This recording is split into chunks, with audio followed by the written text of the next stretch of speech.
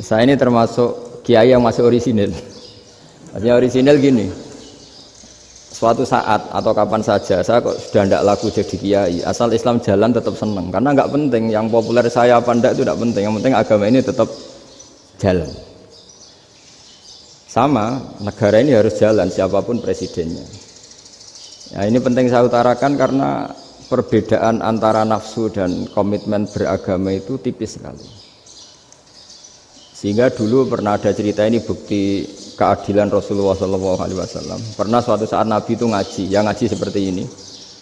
Terus ada pemuda dengan cueknya ngelewati masjid yang sedang dipakai Nabi ngaji.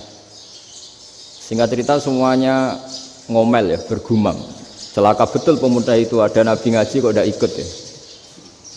Tapi Nabi secara besar hati ngendikan, ini ada di beberapa kitab di Fadhailul Kasbi, keutamaan kerja.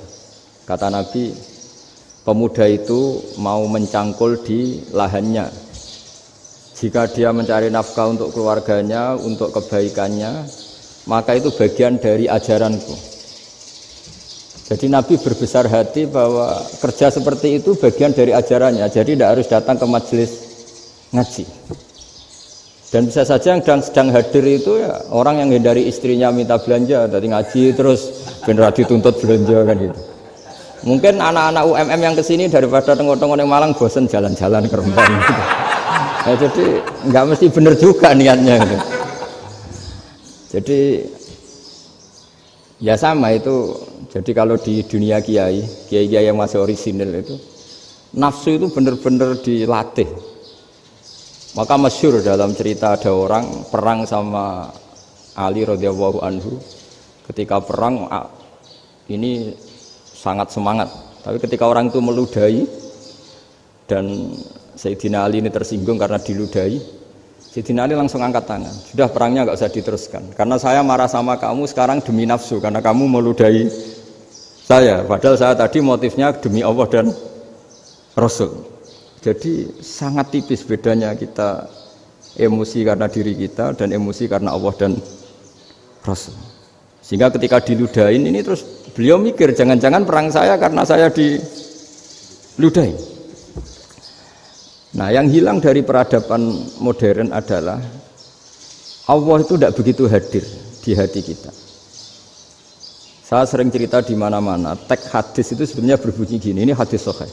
Mangka na yu'minu billahi wal yaumil akhir fal yukrim jarohu. Ada yang fal yukrim jarohu doifahu, ada yang fal yakul khairan aul yasmut.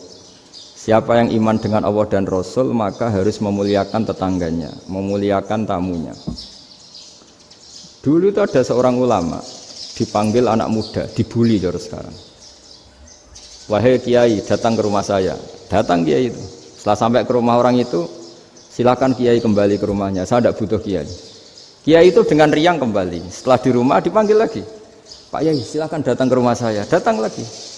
Ya senyum-senyum kiainya santai. Wah, nggak jadi butuh Pak Yai. Silakan kembali lagi. Sampai 3 kali. Oh itu kalau rektor digitukan marah itu. Dosen marah. Kiainya santai. Santai, senyum-senyum, rileks. Ketika ditanya, kenapa Pak Yai tidak tersinggung? Jawabannya unik. Anak muda, saya ini senang sekali nuruti perintah Allah, disuruh menghormati tetangga. Sehingga ketika Anda manggil ya saya datang. Ketika Anda nyuruh pulang ya saya pulang. Saya senang sekali nyenangkan tonggo. Dan itu perintah Allah, jadi tidak ada hubungannya dengan kamu. Wah, pemudanya nangis minta dimaafin.